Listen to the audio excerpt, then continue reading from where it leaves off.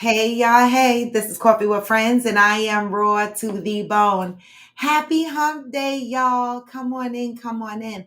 I'm a little bit sleepy today. I don't know. Today is one of those days that I'm so tired this morning. I cannot get my energy levels up. But hopefully, after this cup of coffee, I can snap right into it. Because, baby, I am tired. I don't know if it's the shift of the weather, the shift of the fact that the days are shorter now. It's dreary outside. I don't know what it is, but I'm tired, y'all. I'm tired. Happy hump day. Let me play some good vibes for y'all to remind you that today is gonna be a what? Step one, wake up early, gonna rise with the sun. Step two, get some good, some food in you. Step three, think real hard about what you wanna be. Step four, everybody just do your thing. Wake up, today's gonna be a good day. Wake up, today's gonna be a good day. Wake up, today's gonna be a good day. Wake up, today's gonna be a good day. Wake up, today's gonna be a good day. Wake up, today's gonna be a good day. Wake up, today's gonna be a good day. Wake up, today's gonna be a good day. Set your affirmations, aspirations. Good morning, Hillbilly. Aftermath of preparation. Good food, good mood, blood in circulation. One step at a time, yeah, that's how you make it. Set a goal you control and the steps you take them. I try to pick one thought, have some concentration. and if I make a mistake, it's called education. I try to do this every day, call it replication. Wake up, today's gonna be a good day. Wake up, today's gonna be a good day. Wake up, today's gonna be a good day. Wake up, today's gonna be a good day. Wake up.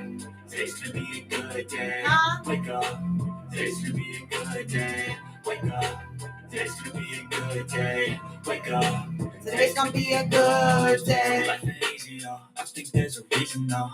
Ups and downs, just like every different season, yo. Sometimes I'm not, Other times I'm barely breathing, yo. You always gotta fight and hide from the demons, yo.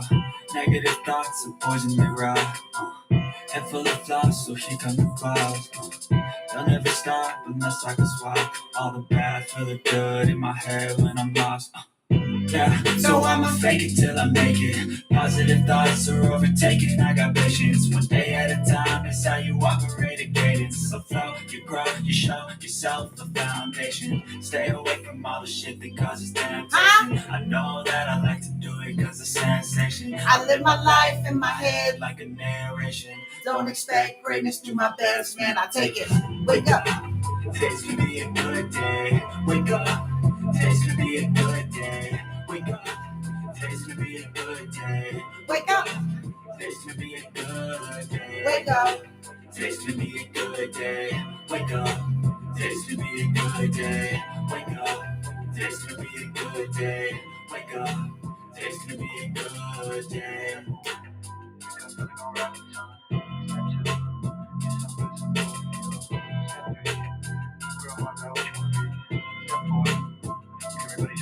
Hey. Good morning, good morning, good morning, Hillbilly. I jumped on early today. Well, I say early because you know me, lately I've been jumping on all types of hours. But this morning I got up. I was low in energy. I did not get to ride my bike this morning, but that's okay. I'm not going to beat myself up because the day is not over, but I'm trying to get my energy levels up. I don't know, y'all. The fall coming in has really changed my morning routine. Like, I just be tired. Oh, Hillbilly, that was a bad thing in your house, smoking around the pets. Well, this is just vape, but and nothing in it, no nicotine, no nothing, just flavor. But did y'all get in trouble for smoking around the pets?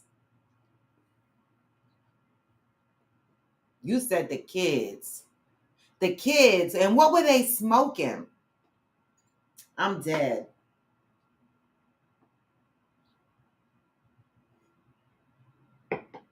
I am dead. I got a question for y'all this morning after I read the positive vibes, of course.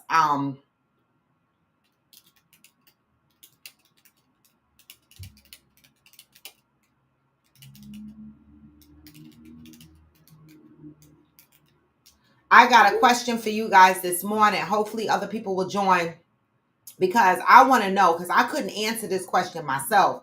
And so, of course, Debbie and Fancy and I was trying to answer the question, and we answered it based on our own personal perspectives. But it's an interesting question, and we're going to go ahead and ask it today on the show.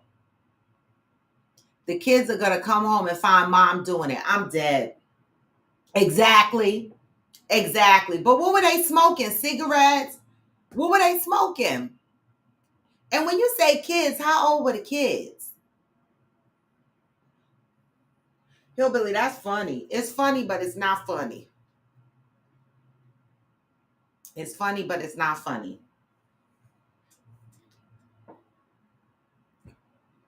I remember that time my mother thought I was smoking, and it was really the girl I was hanging out with. And she must have went and put the cigarette butt in the toilet, and it didn't flush. You know how sometimes you flush and one or two things still be floating around in the water? Well, a cigarette butt was still in the toilet. I never noticed it. And I told my mother it wasn't me, but she was like, it was you. And so I remember she went to the store and she bought a pack of Newports and she rolled up like 3 joints. And she said, you want to smoke? You want to smoke? Smoke with me. Let me see how you smoke. Baby. She lit one cigarette up after another cigarette, lit a joint. I was messed up. I was like, you ain't got to worry about me smoking. All right. I promise you, after that, I did not pick up a cigarette until I was 19 or 20. After that, and I was about 11, 12 years old. And I didn't try marijuana. I did try marijuana when I was 18, right? One time, and it made me feel weird. And so, and you know what? Now that I think about it, back then, you know, when I smoked the marijuana, I kept saying that I lost my ring. I had a ring. I don't remember exactly what the ring looked like, but I do remember when I came out of that marijuana high, my ring was missing. And now years later, I'm starting to think I didn't lose my ring. My baby daddy probably stole it because this was when the crack era was out. And I was naive. Good morning, Debbie. I was naive. So I didn't know. I just thought I lost the ring. But now I'm thinking maybe he stole it, right? Because I never found that ring. And I was like, how did I just lose a ring? I mean, crazy, right? That was time. That was life in the 80s, okay? But I tell you, after my mother did that to me, I did not pick up a cigarette again until I was of age. Back then, you were allowed to buy cigarettes at 18. Hillbilly, they smoked banana peels, pot cigs, corn silks. What is that? I never heard of people smoking banana peels. Like you dry them out and then you smoke them. And what is, pot, cigarettes. What's corn silks?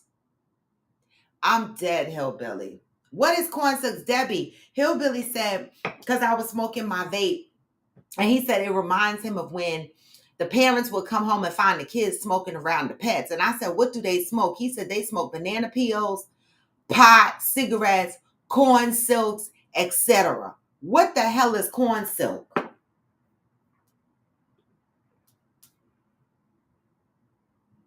What the hell is corn silk?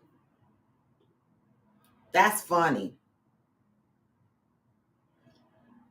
I grew up with my mom and my dad and my aunts and them smoking weed, but I don't know about all that other stuff. The tassels on the top of the corn. Oh, like the leaves. Baby, how the hell do you smoke corn silk? You dry it out and then you roll it?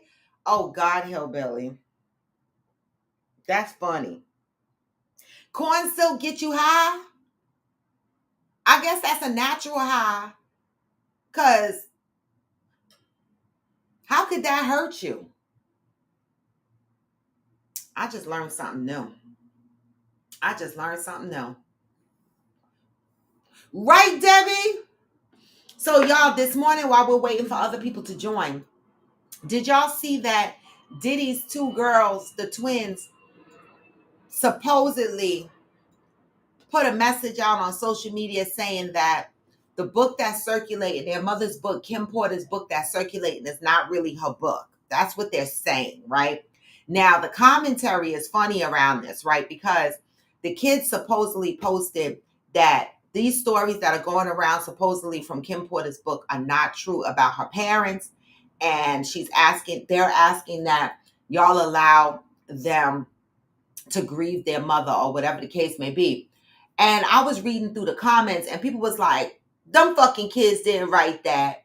Them fucking kids didn't do this. This is the sad situation that I don't think some parents think about, right? In all honesty, right?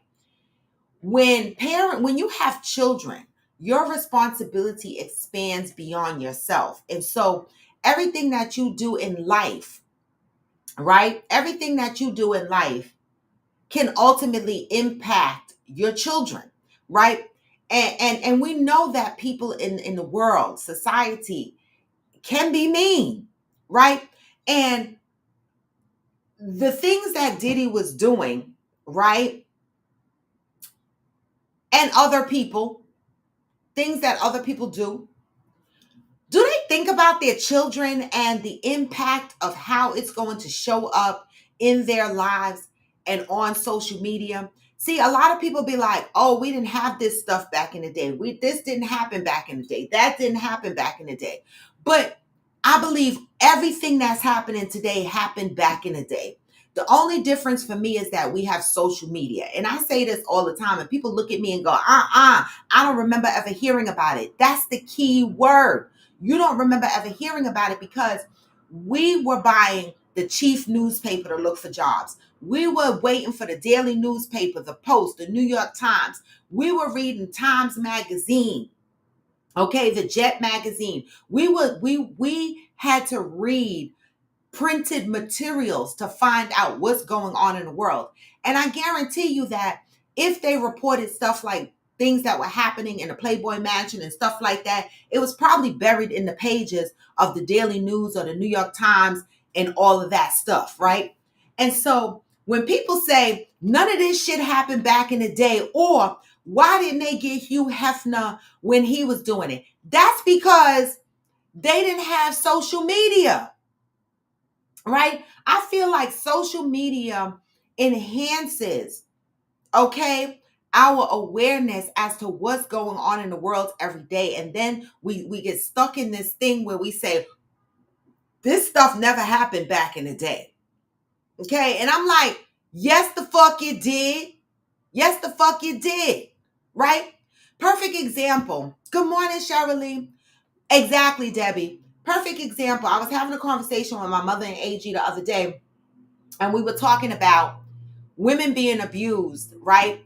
And, we got caught up in the conversation and we were like, all of this nonsense didn't happen back in the day.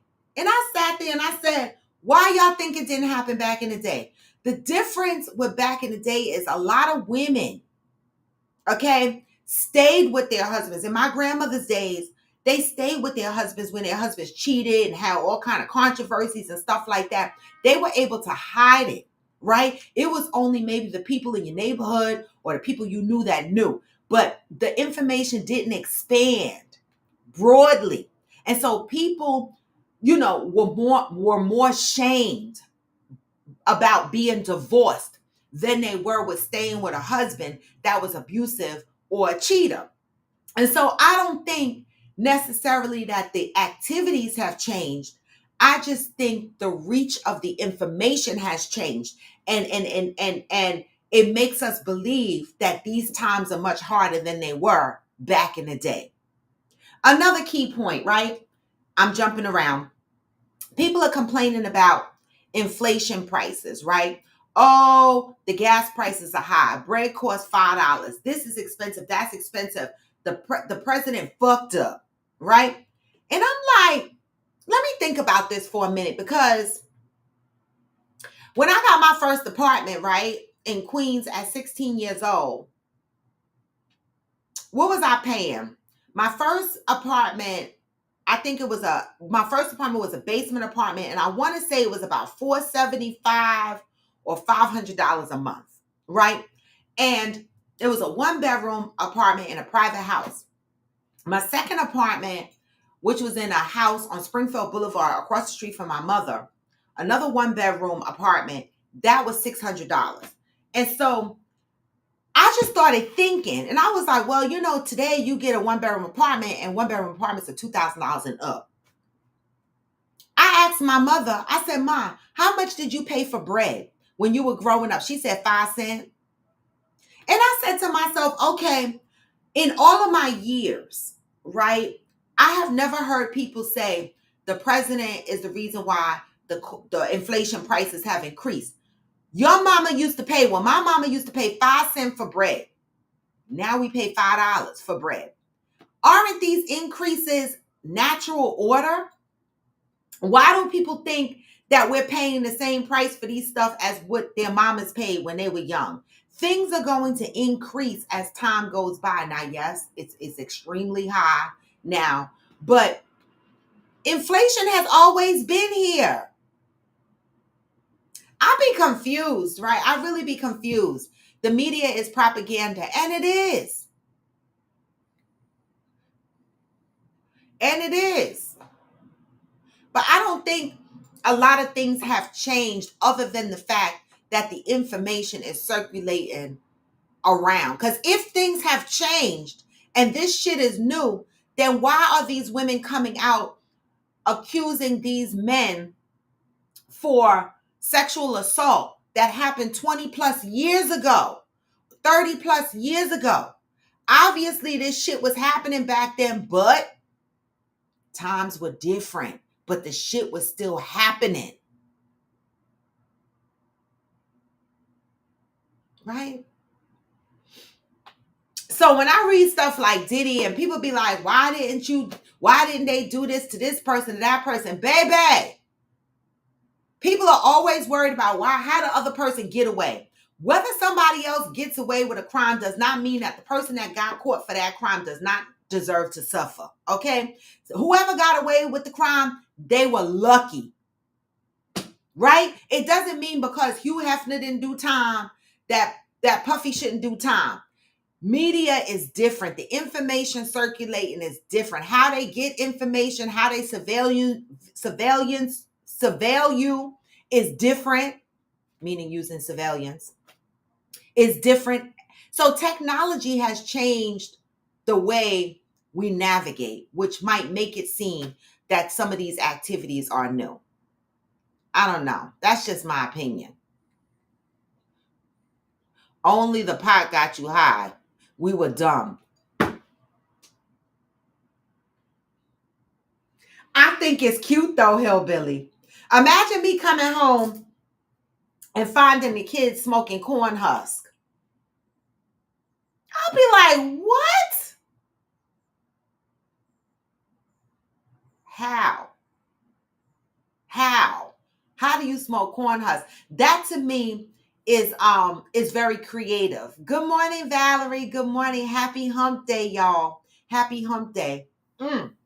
So this morning I got up and I was extremely tired this morning. So I didn't get to do my bike yet. I don't know. I might jump on it after the fact, depending on my work schedule. But I didn't get to do my bike this morning. I'm readjusting because I haven't had a dog in like 5 years or so. And so, getting up, my son is going to kill me because this dog is wee pad trained. But, me, I have a thing about smelling doo-doo in my house, right? And so I put the baby in her bed last night and she slept in her house last night. He's a boy. Oh, he took his chain off again. He slept in his house last night. And so this morning when I got up, brushed my teeth, washed my face, threw his leash on, and took him outside for a walk early this morning. And the baby used the bathroom outside just like I like, okay? Because I can't deal with all the pissing and the doodling in my house, okay? I can't, even on a wee pad, all right? I do keep the wee pads down just in case he has to piss in the middle of the day. But I do try to take him out for that doodle. I'm sorry. 30 years ago, there was good and evil. Today, we are led to believe there is no evil. Interesting concept. Right. Today, they're like, just do what makes you feel good. Right. Because one of the things that's going around is why is being a freak a criminal charge? Like, some people are really retarded. Right. Being a freak is not a criminal activity. Being a freak with people underage and drugging people without their knowledge and sexing people in their drugged state is taking advantage of people without their consent because they're not in the right mind to consent. These are the activities that are illegal. Okay. And it makes my ass itch when I see comments out there going, oh, so now it's illegal to be a freak. No, motherfucker. It's illegal to be a freak and take advantage of people without their knowledge. And it's illegal to be fucking kids. And D.L. Hughley said something that we should apply to our life going across the board. For what?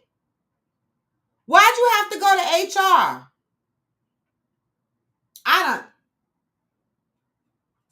Why'd you have to go to HR?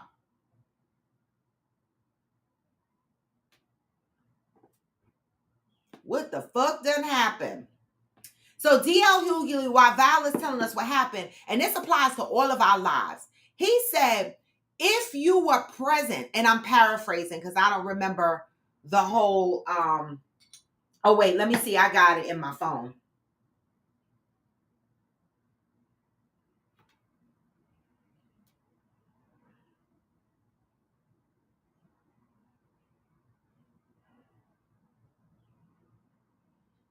I thought I did.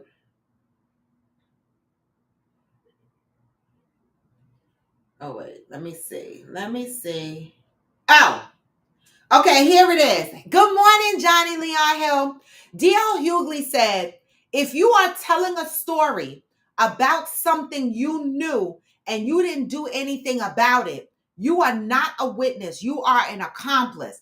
Baby, when I read this is something that I said before, similar to this, before I saw D.L. Hughley say it. But this is so true. If you are telling a story about something you knew and you didn't do anything about it, you are not a witness. You are an accomplice. All right.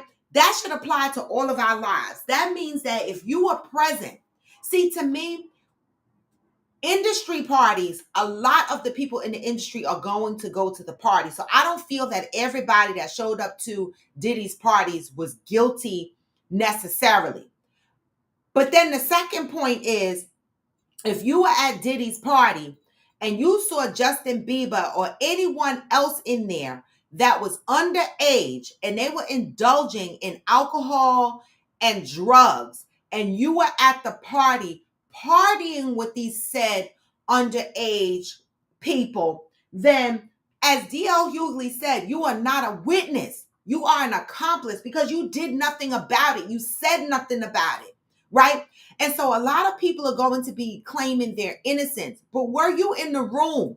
Were you in the environment where you saw people underage on drugs and drinking? And if the answer is yes, then you are not a witness. You are an accomplice because you saw some shit happening. And now a lot of them, the bodyguards, the security guards, the friends of a friend, and then the neighbors, everybody wants to come out and say, yes, this is what I saw at the party. And yes, this is what happened in the back rooms. And yes, I minded my business and I was outside.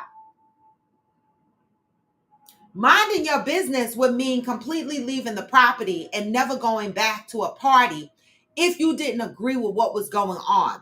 Minding your business is saying something. Well, I say minding my business is saying something. That's not really minding your business, but excuse yourself from that type of environment, right? And do not put yourself in that type of environment. But if you are constantly going to these events and you are partying around underage people that are doing stuff that they should not be doing, then you are part of the problem. Period. See, when I was growing up, kids were not allowed in adult presence. If we are having adult activities and the kids are in the house, Soon as a kid pop up, he or she better the fuck say what they got to fucking say and then get out of our adult faces. That's how I grew up. Okay? We were not allowed to be sitting around talking and intermingling with the adults.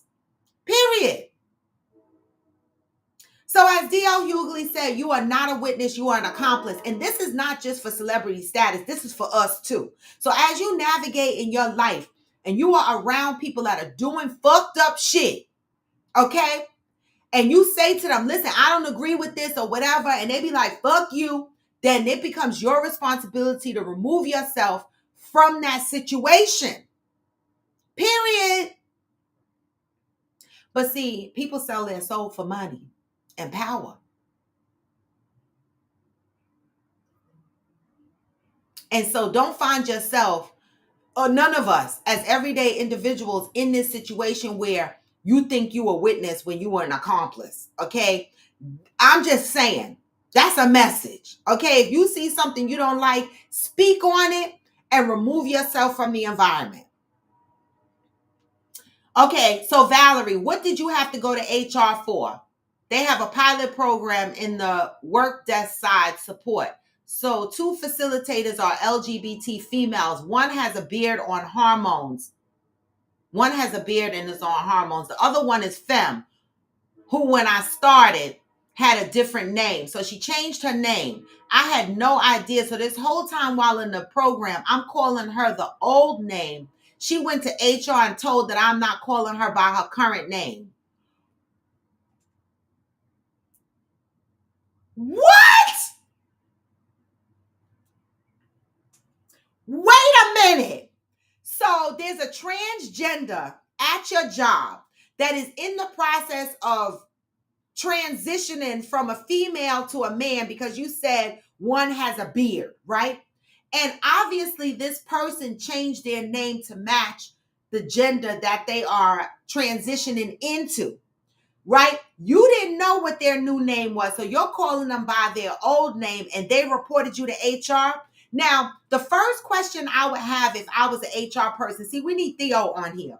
The first person that the first question that I would ask is, one, how would I know that your name has changed? Did you tell me what your new name was? See, this is what makes my ass itch in the LGBTQ community, and y'all don't come for me. I cannot fucking keep up with the he, she, that, they, them. I cannot. And you changing your name, if I've been calling you Brenda and you change your name to Bobby, the fuck? You might have to remind me a couple of times. Like, this is so fucking unfair.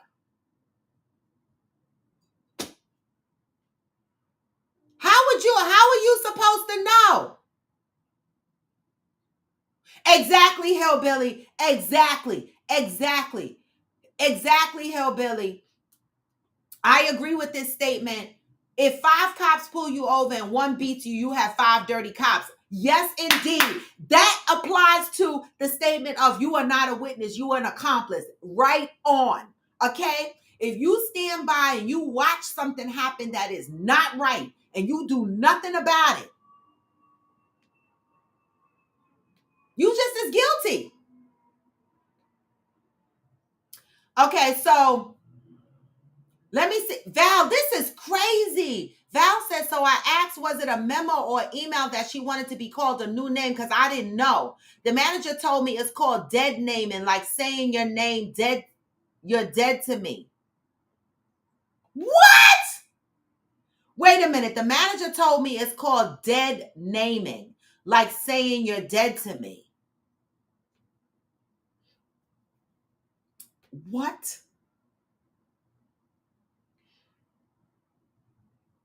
The manager said it becomes a form of harassment.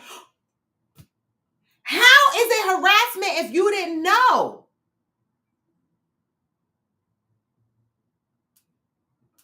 Well, Ghost, it doesn't work like that in corporate America, right? Now, we could be bullheaded and operate in our own individual ways, but it don't work like that in corporate America, Ghost, okay?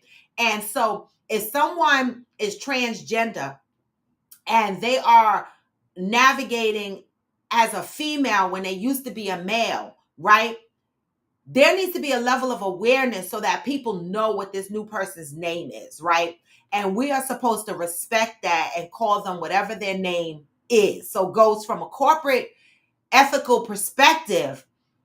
If we know that what their new name is or what they prefer to be addressed as, we are supposed to do that. That is a respectable thing. And it does become a form of harassment if you're not doing that. But what it sounds like in Valerie's situation is she did not know the person changed their name. And so that's unfair.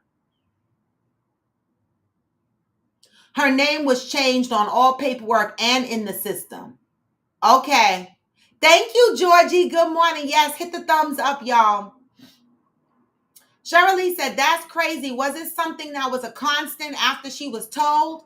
That's harassment. Not calling her by a name you didn't know had changed. Hillbilly said, is changing your name like telling your parents you are dead to me? Child, I don't know. The LGBTQ be coming up with shit. I don't know. Val said yes because the manager said dead naming the old name no longer exists and the character is dead.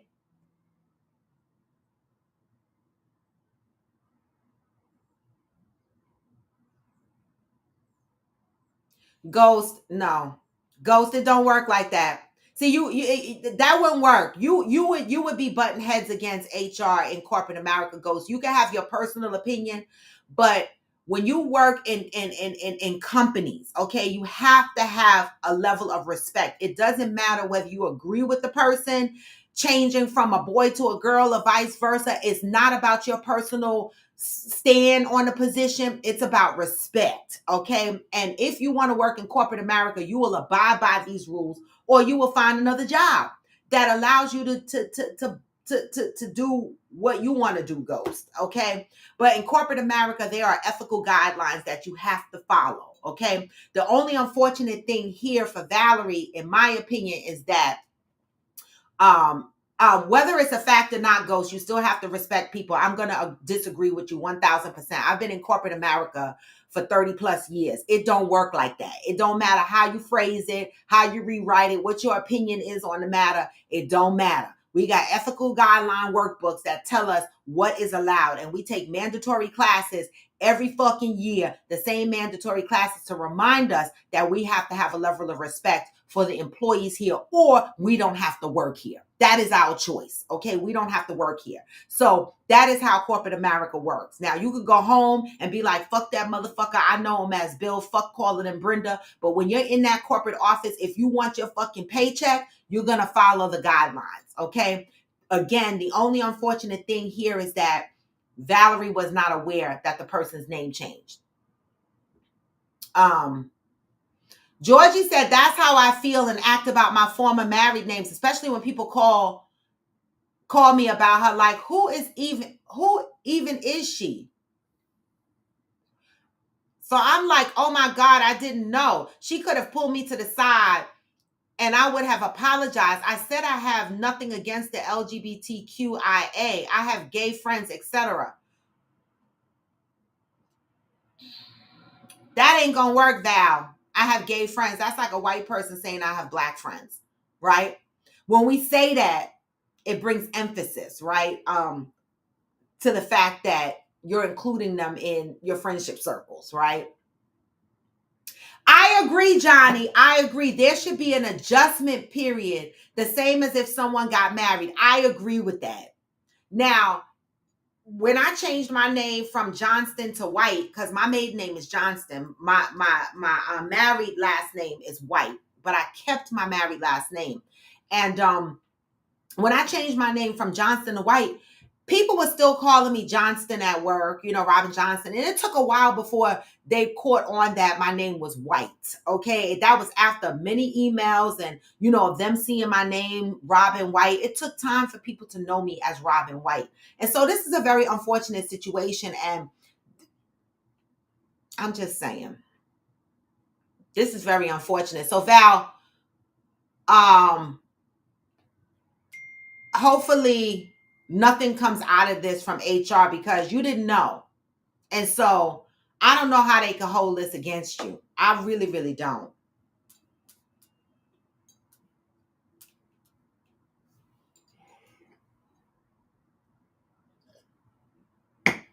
I'm sorry about that, Val. And I can't see you getting in trouble for this.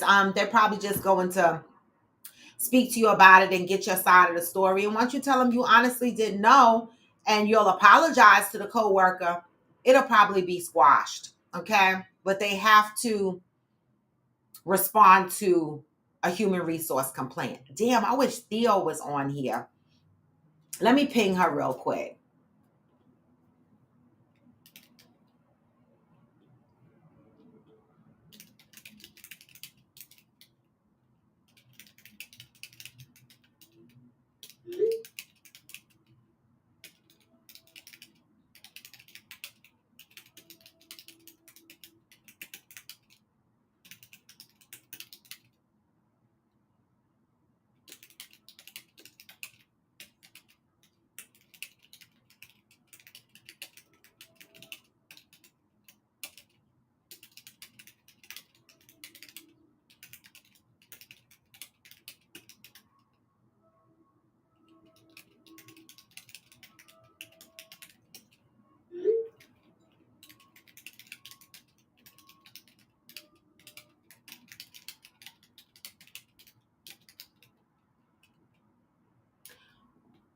We're just a dead name calling.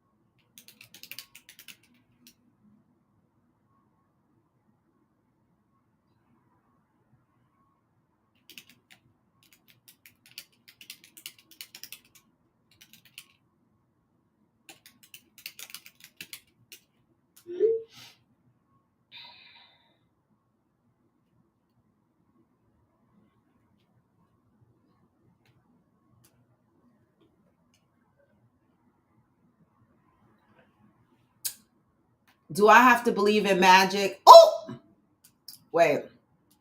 Let me go up. Georgie said, so if someone accused me of being homophobic, is it okay for me to say I have gay kids and step by step mom? I don't think anything is wrong with it. I'm just telling you how people take it. I don't think anything is wrong with it because I have said it myself, Georgie.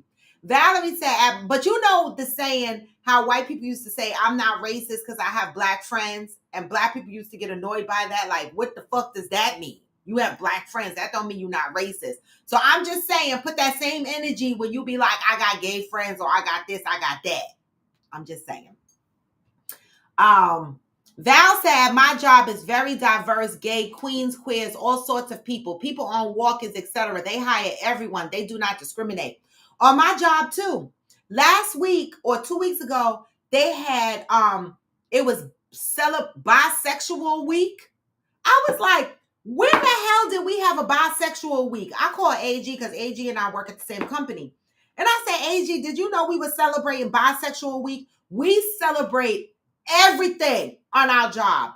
Bisexual week, transgender day, this thing, that thing. My company is very diverse. People, when we were going into the office on a regular basis, people would come in there, purple here, yellow here. They're very diverse at my company. And so, you know, but I could see accidents like what happened to Valerie happening.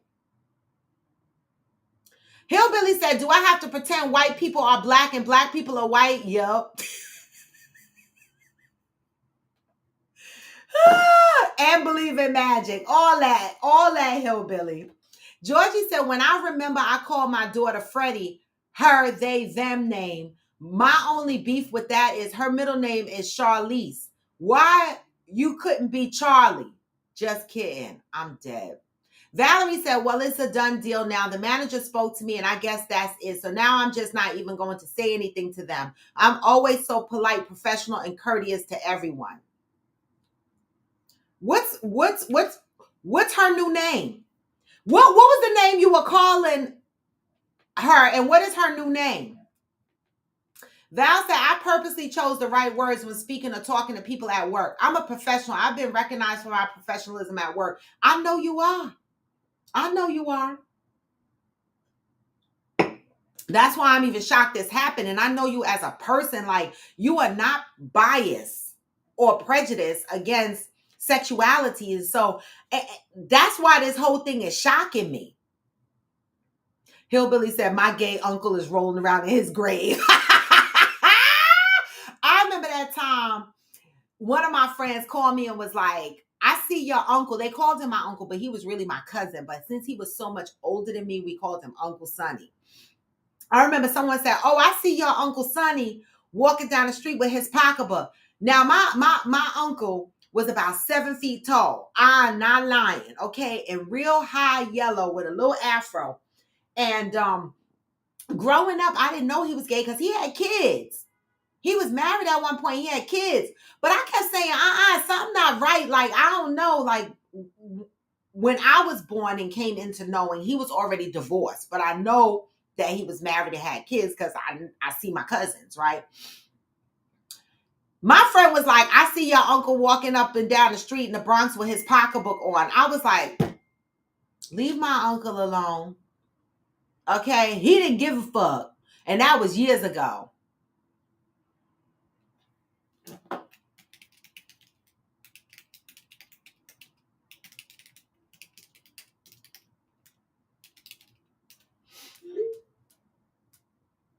I called Uncle Tommy Aunt Tammy. I'm dead. Val said on emails at work, supervisors and managers have their preferred pronoun next to their name. Him, her, they, them. Oh, your company is real diverse. Oh, we don't do that. We don't do that. Our emails at work, supervisors and managers have their preferred pronouns next to their names. Him, her, they, them. That's interesting. I have never seen that. Her name was Els, and that was the name I knew her by. Now it's Kernan. So let me ask you this, Val. When you said Els to her, did she say, oh, Valerie, I changed my name. My new name is Kernan? Did she say anything to you, or did she just run off like a little bitch to HR? I'm asking. Because what the fuck? If you called me Robin and I changed my name to Robert, I would just say my new name is Robert. Thank you. Just call me Robert or Rob. I would have said something. You know, this is the problem with communication, right? The one thing that my HR department always tells us is try to work things out amongst yourselves as employees before you come to HR. But damn it, people be extra sensitive behind their choices and find offense in everything when they are. Valerie, you didn't do anything wrong. They know they didn't reintroduce themselves and did the company. That part, that's what I'm saying. Like, if you call me the wrong fucking name, I'm going to say, oh no, Val, I changed my name. My new name is Kernan. Please call me Kernan. I would have said that. The fuck you run the HR for?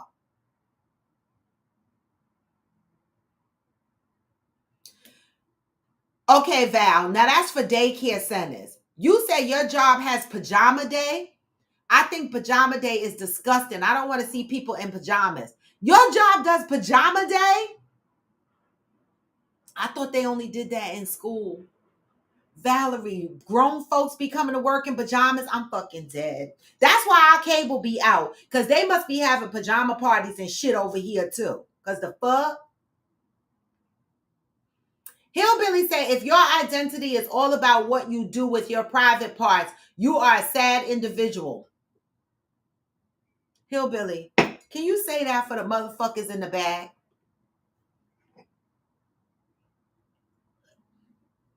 And especially, we already know these MFers They do whatever they want these days with their private parts and don't identify as anything specific. So I don't know. I be confused.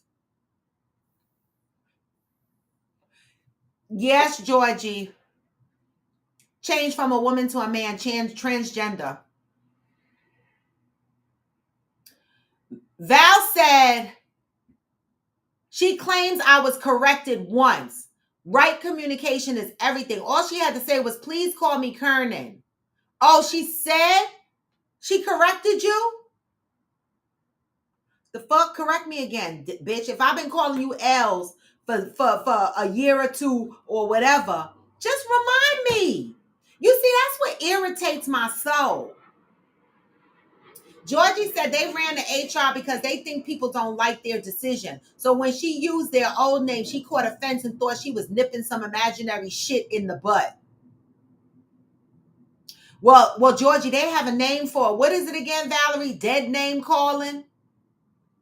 They got a name for it. Valerie just told me. I never heard of that before. Dead name calling, meaning that if you call them by their old name, that means you are dead to them. Like, I never heard of that before. I never heard of that before.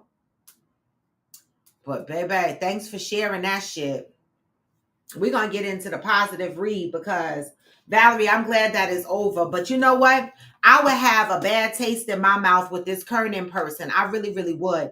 And I would have to chew my tongue and really sit with myself.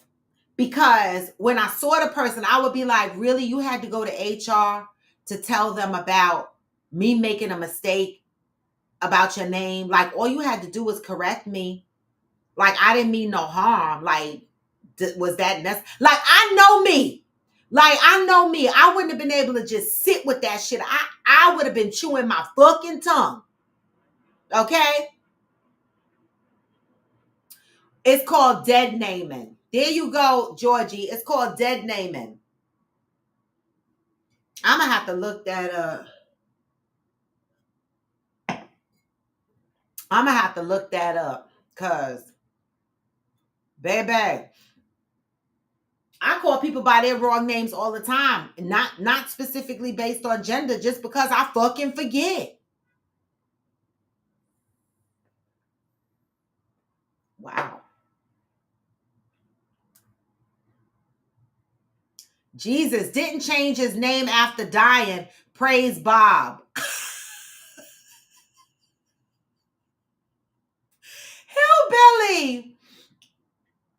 Georgie said there's a difference between dead name calling, not knowing your new name, and forgetting your name changed. That's like the name of Aunt Jemima. Right. You see how they took Aunt Jemima's name off the syrup bottle? So now when I bought a new bottle recently and I was all upset. I was like, why the fuck did they have to take Aunt Jemima off the bottle? I appreciated Aunt Jemima being on the bottle. See, to me, this is where the Black culture be fighting for some shit, and it be the wrong shit in my opinion. Because I didn't see anything wrong with Aunt Jemima being on a bottle. So y'all can come for me all y'all want.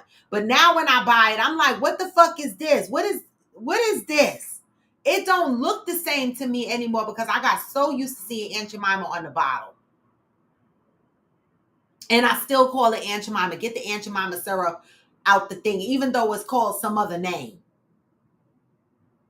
Valerie said, I do have a bad taste about it. I'm offended. This person literally trained me when I started. I'm insulted. See, that would be me.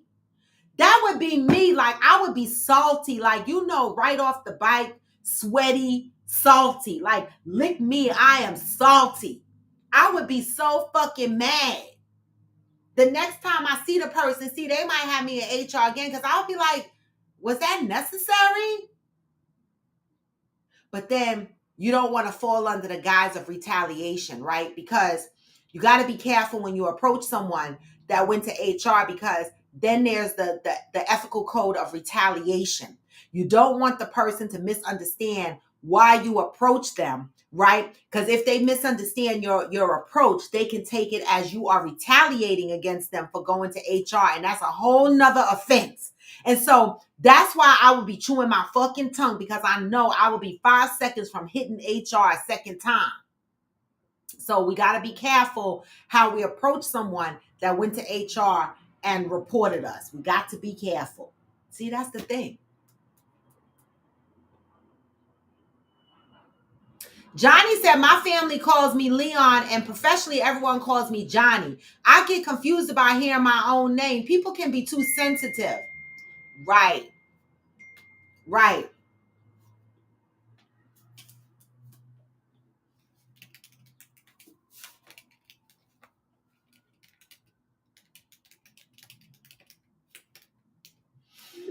Um, right. It's called pearl milling.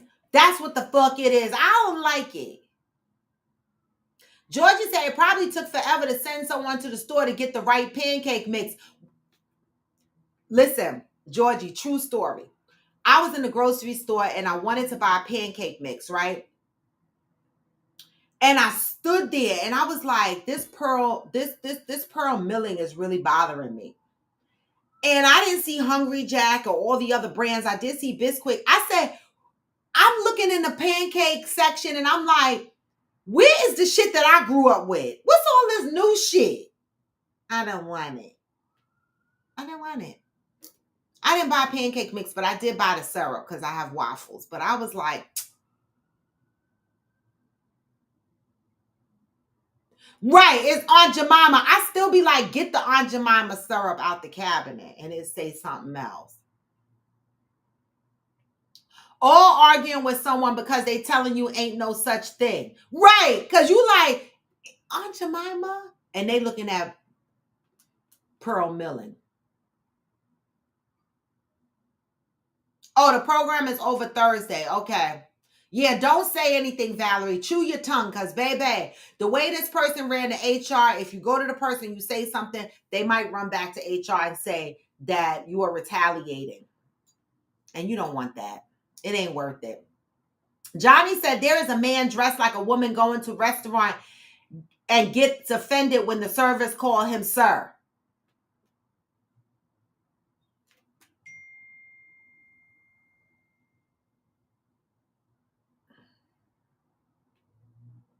Right, Hillbilly, you saw that?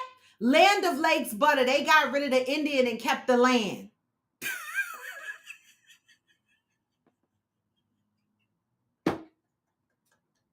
I need to read these positive thoughts because y'all are getting on my damn nerves. Today is September 25th. And we are in the month of trust. Y'all can keep talking. You know, we'll read up on it. All right. Keep typing and keep talking. Let me get this positive word out. Okay. Because we need some positivity right now.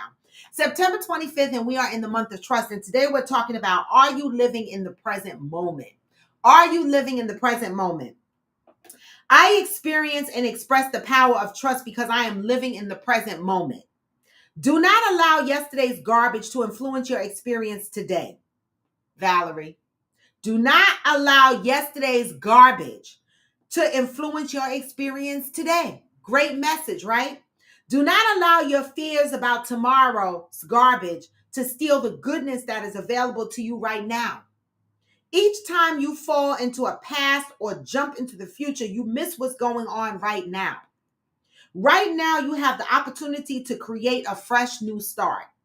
The only things that come into your stream of thought are those things which you are ready to release or receive. Release the past. Receive your good now.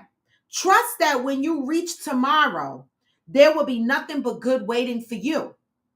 Until today, you may have been recycling garbage in your mind, creating and recreating experiences that you no longer need to have. Just for today, stop collecting trash. Stop looking for it. Stop dragging it around. Today, I am devoted to releasing myself from past trash and fear of tomorrow. Wow. Are you living in the present moment? That's a good one. And a lot of times, people will just come right out and go, yes, I'm living in the present moment. But a lot of us are navigating our daily lives by things from the past, right? Things that we won't open ourselves up to in the present moment because we are fearful because of something that happened to us in the past, right? And based on today's message, they're saying, let go of that past. Live in the present moment. Do what it is you want to do in the present moment. Stop living amongst the fears of the past and stop worrying about what's going to happen in the future. Are you living in the moment? Living in the moment is hard, right? Living in the moment is hard because even when I sit and I think about my current now situation, I always reflect on the past, or I always think, but what's going to happen in a month or two from now? It is hard to stay focused on the moment, right? And that's why I say when I wake up in the morning, one of the things that I do is thank God for waking me up another day to navigate through this thing we call life, because I'm reminding myself that today is a new day and I'm trying to live in the moment. That's a good message. All right. And it came right on time. Okay. So that's the message. And we are almost out of the month of trust. Okay. So hopefully these messages are penetrating and marinating in your life. That's what I hope.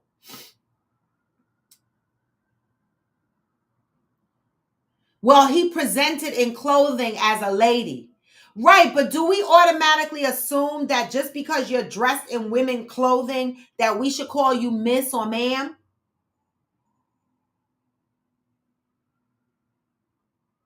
Is that an automatic assumption? If I see a man dressed in women clothing, should I say ma'am automatically? Or this is what they say the most appropriate thing to do is ask them how they want to be addressed. Now, I remember I had this conversation with my granddaughter, my oldest granddaughter, who is part of the LGBTQ community. And I said to her, what are your pronouns? What do you want me to recognize you as? How do you recognize yourself? And she said, her, she.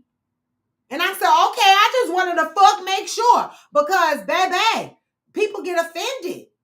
Now I know you are her, she, but I don't know. She was like, her, she.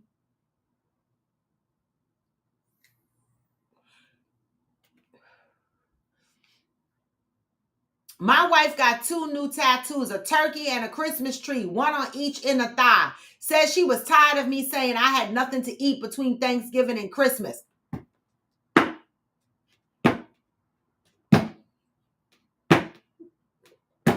Hillbilly. Oh, I was getting ready to ask the same thing, Georgie. Is he serious? Because that shit would... I'm dead. I'm dead. So, y'all, I have a question for y'all this morning, okay? And so, can y'all listen to my question? Or should I type it out? Let me see. I think I'm going to try to type it out.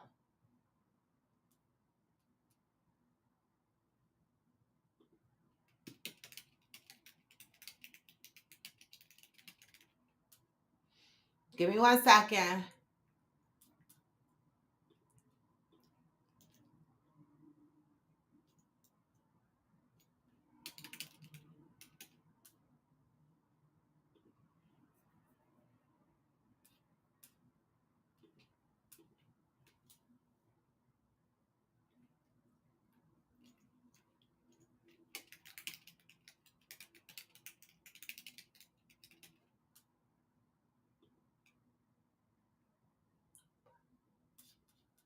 Oh, okay. Wait a minute.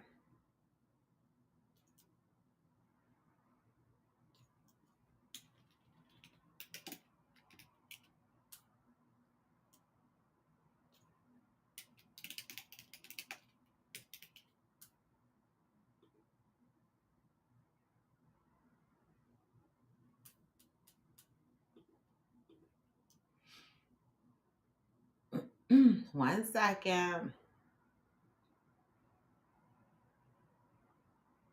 Oh, I'm doing all of this and I don't have to do it like that. Okay, here we go.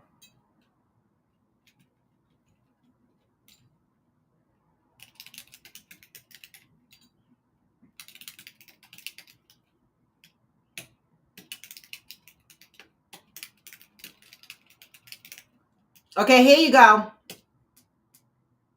All right, here's our question. Ladies, and the men can chime in and also give opinions, okay? But this is how the meme circulated around, and I just was having trouble responding to this, right? So this says, ladies, 40 and older, if a younger female came to you and asked your advice on finding a husband and submitting and keeping him, what advice would you give her?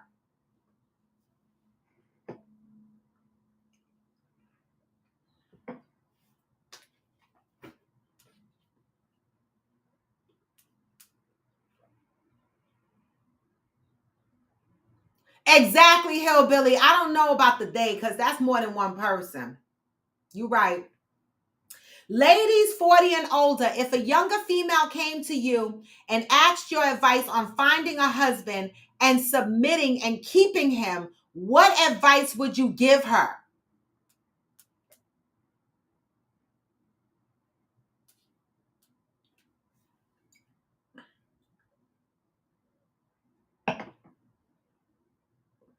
What advice would you give her?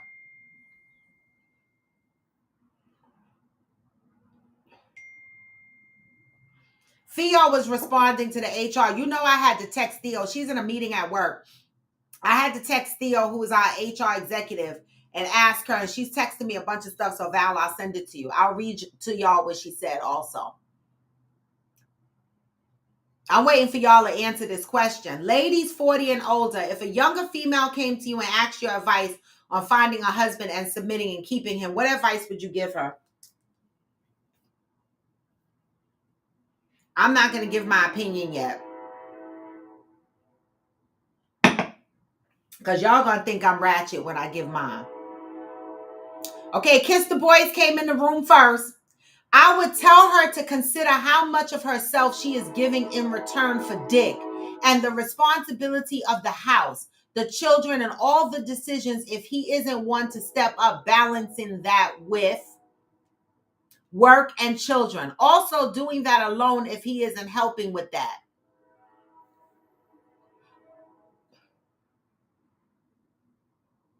What advice would you give her? So the advice you're giving her is to do some self-reflecting and to weigh what she's getting out of the relationship and the responsibilities of the house and where the balance of, stepping up comes in. I would ask her, if he isn't the sole breadwinner, is it worth it? Are we doing sole breadwinners now?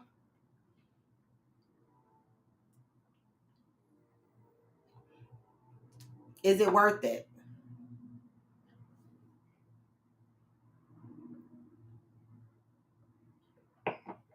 Okay. Anything else?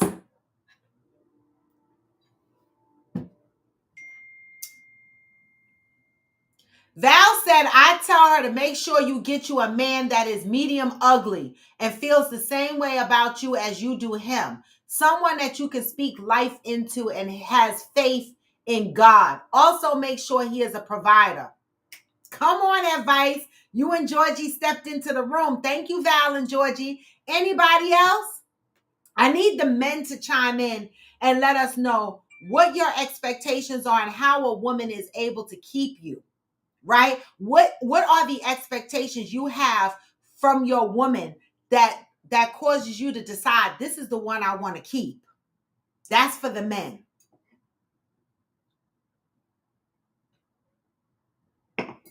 That's for the men.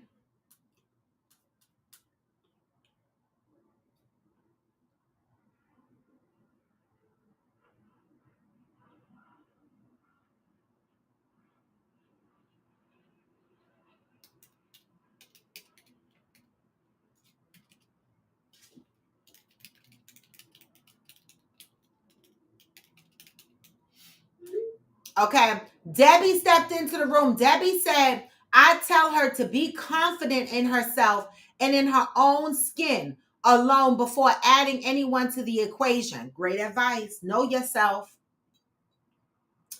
Hillbilly said, don't bitch. Now, this is coming from a man. Don't bitch. Rule number 1. What does that mean, Hillbilly? Don't bitch? Because a lot of men consider things nagging and bitching that's really just plain communication. What does that exactly mean? Don't bitch, rule number one. What does it mean? Johnny Leon Hill, Ghost, y'all can answer too. What are the expectations from women that would make you decide this is the woman I want to keep? Back him up in all things if you want him to succeed. Rule number two. Okay, Hillbilly has given us rules. Rule number one is don't bitch. Rule number two is back him up in all things if you want him to succeed. Come on with rule number three. Debbie said, pray before entering into the relationship and make sure y'all are equally yoked. Yes. Pray before entering a relationship. Is it too late? I should start praying now, right? I mean, I pray every day, you know, and I hope I'm equally yoked, but that's great advice. Know yourself and pray and make sure you're equally yoked. What is rule number three, Hillbilly? Johnny Leon Hill, what are your thoughts? What would cause you as a man to look at a woman and say, this is the woman I want to keep?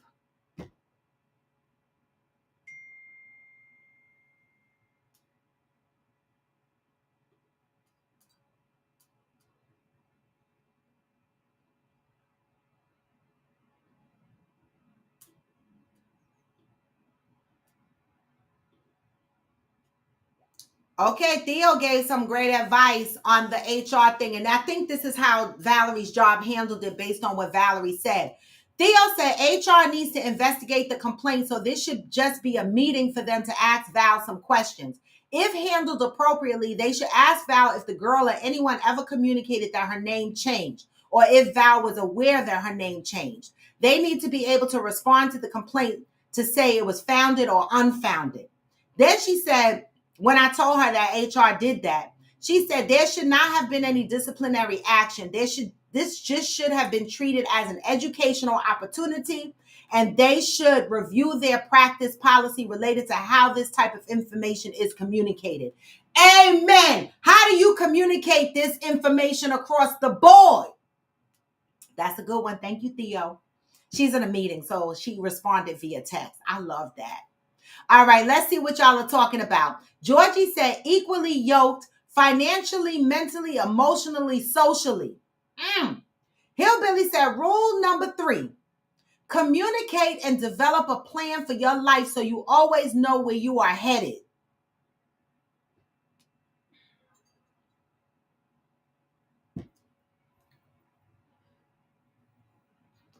Amen. Hillbilly said you are worth $1 million to him, but if you spend $1 million,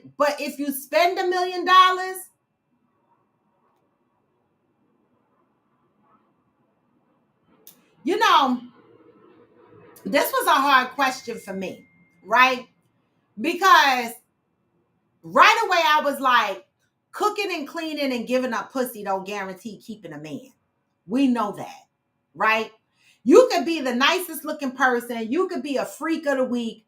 You could have a great body, and some men still are not going to keep you. So that's why I'm looking for the meat and potatoes here, and I need the men to chime in. So thank you for chiming in, fellas. What makes a man decide that this woman is a keeper?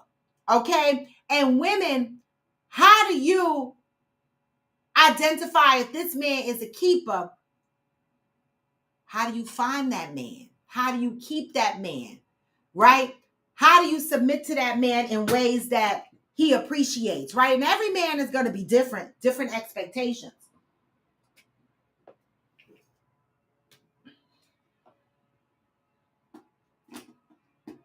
I will tell her, Valerie, thank you. I feel like this. If a man want to keep you, he going to keep you. I don't know that there's too much you could do besides having great communication, be trustworthy, and be respectful, right? Know yourself, like Debbie said. Know what you are looking for, right? Have open dialogue and communication. Have someone that you can be honest with, be vulnerable with, and y'all can talk through your issues, because we as individuals, we're coming into a relationship as a unit of one, but still we are separate individuals, right? And so a lot of us operate based on the things that we've learned, we saw, okay, based on our experiences. And so at times, this is why dating takes time. And I had to learn that, right? Because I would be the one to date, and after 6 months, we be all in a committed relationship, all underneath each other, or whatever the case may be. But I'm navigating my life a little differently now, right? So I'm dating slow because I want to unpack a lot of things. I want to make sure, like some of y'all said, that I'm equally yoked, that he respects me, that we can grow together, we can communicate, we can share things, we can trust each other, we have respect. So one of the pieces of advice I would give is take your time. Take your time when you are dating, right? I think some of the stuff is going to show up organically, whether you're equally yoked, just being your authentic self, moving with pure honesty and communication. I think you would be able to identify over a period of time whether you guys are equally yoked, right? And natural submission will happen based on how that man leads the household, right? Whatever that lead means for you. Like everybody has a different thing with what they see as leadership role in their household, in my opinion, right? And so my advice would be take your time, date, get to know the person. Don't be in such a rush, because you got to get to know people when they're happy, when they're sad, when they're going through financial situations, when they're up. You got to know people in their different seasons. And a lot of times we rush into relationships and we find out that we are not equally yoked, that there are things about the person that we do not like, because initially we entered relationships based on how good the dick and the pussy was and how good the person looked. We need to take our time. So my advice to a younger female would be, because they're young, right? If they're younger than 40, I feel like they got time to date. Date the motherfucker for about 5 years. For real. Now, yeah, date the motherfucker for 5 years. For real. And I had to adjust to that. Like, I am literally 3 years into seeing the guy I'm seeing, right? And initially, we started off slow. There was no defined titles. There was nothing. We were just getting to know each other, built up on our friendship, and over time, the relationship is growing, right? And I realized that in the beginning, when I was anxious about it and I wanted things to be more clear in a hurry up fashion, it was piquing my anxieties. But then I said to myself, oh my God, my anxieties are only peaked because I'm operating based on past experiences, and I'm trying to move the same way I moved in past experiences. And I already know that didn't work. And so I had to calm myself and say, you know what? In order for me to truly know if I'm equally yoked with someone, why am I rushing?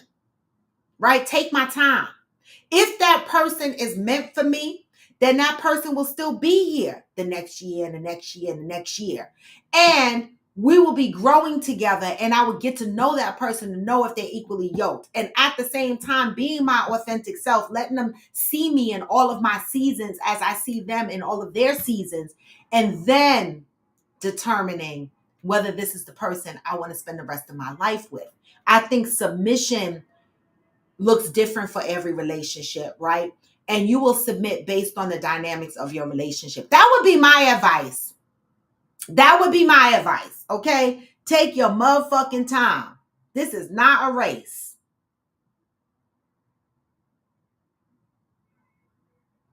Hillbilly said, you decide if you love them.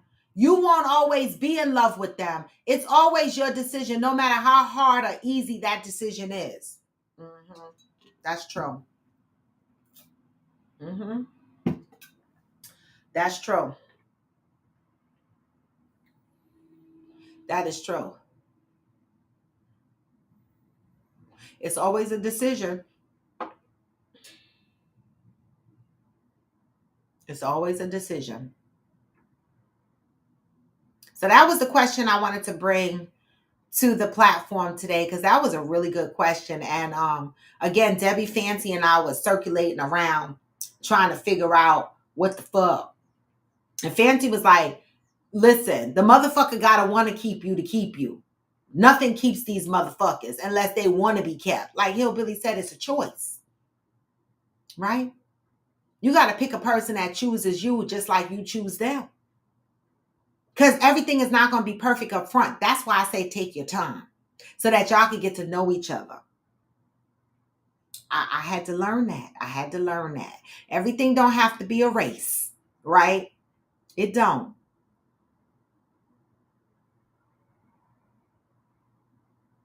And so that is, I read the positive message for today. I brought a question to the table today. Thank you, Debbie and Fancy, for that question. That was an interesting question. Something to keep in mind as you are, if you are single and you're still navigating out there looking for a relationship, this is something to keep in mind.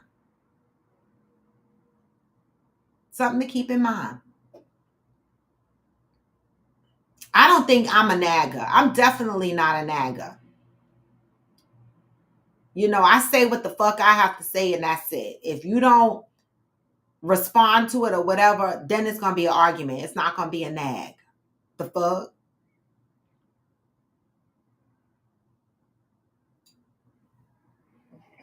And my coffee is gone, so I'm leaving. But y'all have a wonderful hump day, y'all. As you can see, I didn't go into the office today. I woke up extremely low in energy today. I don't know what's going on, but tomorrow I'm going to take off. But I'll still be on the show in the morning, okay? I'm probably going to jump on early tomorrow, like 8 o'clock, my normal time tomorrow, because my hair appointment is at 9 o'clock. I will be getting my hair retwisted in honor of me making a year on my lock journey. So I'm really excited about getting my hair retwisted tomorrow. I'm not going to style it, right? I'm just going to add these little lock crystals. You can see that I have like little beads in here. I'm going to add a few more lock crystals, lock sprinkles in my hair, because, you know, my loctician does it for me. I drive her crazy with that because the needle be so small. But she's going to put a few more lock sprinkles in my hair, retwist it, but not style it, right? Because I like my locks a little thick, like with body. And so, I mean, I love seeing people with sister locks and micro locks. I really, really do.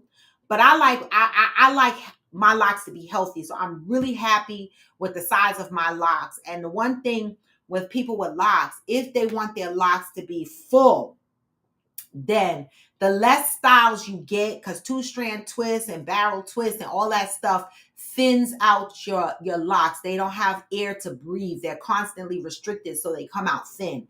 And so I don't like that. So I've only got my hair styled one time since I've been locked. And so I'm probably going to go another 6 months or so without getting a style. I'm going to try to limit my styles to like once or twice a year.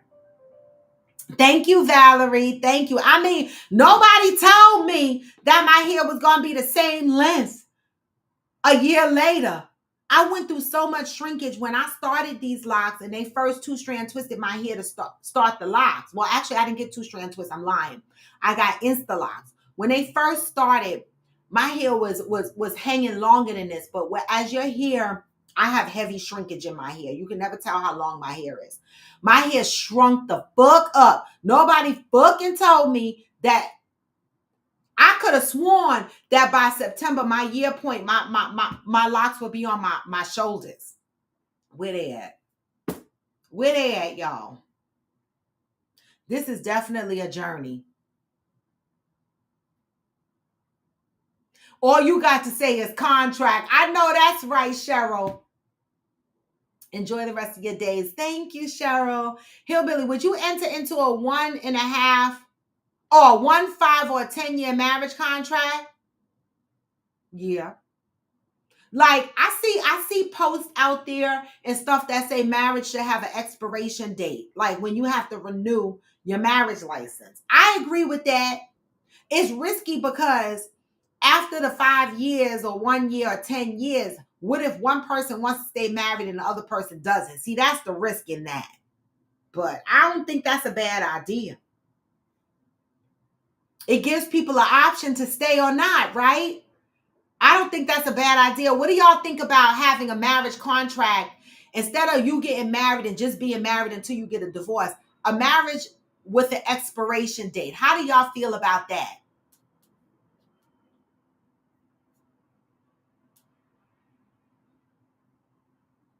Georgie said by this time next year, they will be. The first year is slow. The next year's growth will blow your mind. Oh, cuz I'm like, what the fuck is happening? Okay? What is happening? Georgie said, my friend Joy says you should revisit your relationship every 7 years. I heard that too. Shirley said it would be for the continuation of the marriage with revisitation rights.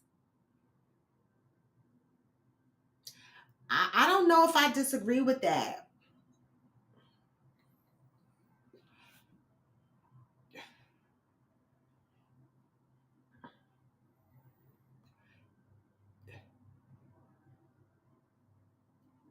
If I'm with you for 7 years at this point in my life, because again, I think that that's age specific. I'm 57.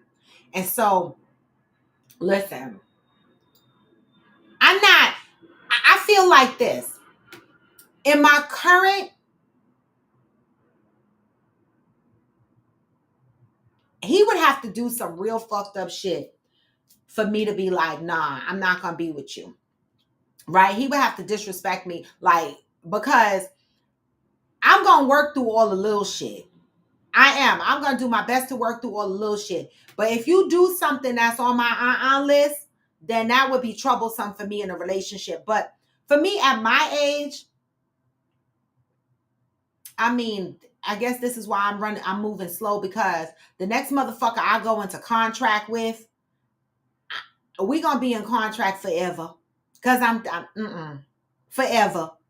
The fuck?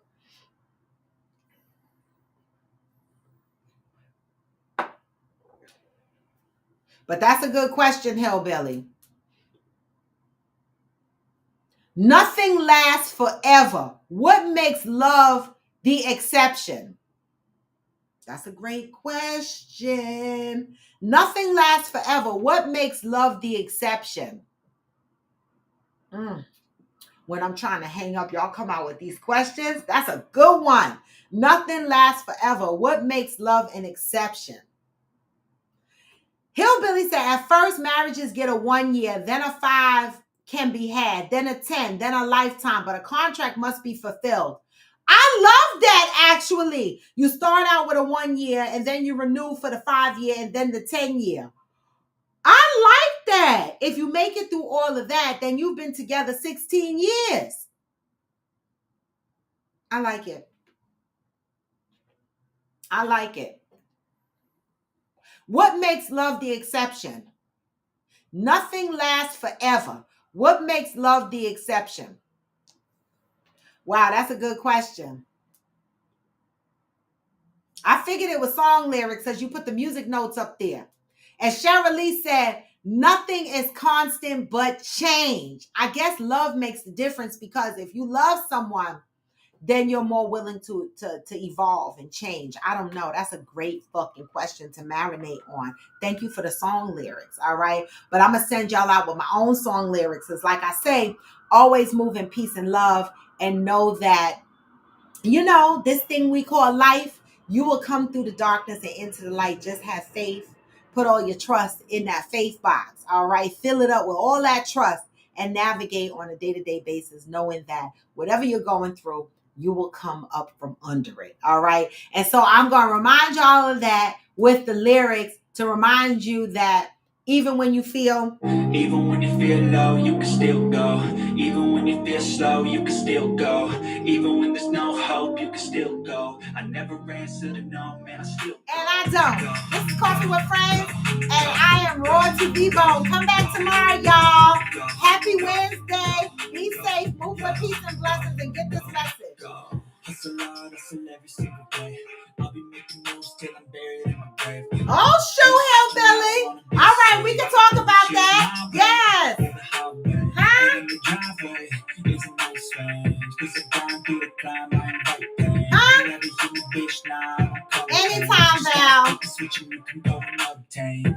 Anything you want, anything you need. Your mind's got the key ingredient. Baby, see, we can never get it, but I just slide right by that energy. Even when you feel Low, you can you still too go. vow. Even when you feel slow, you can still go. Even when there's no hope, you can still go. I never answer, No, man, I still and I don't, y'all. Peace and blessings. go.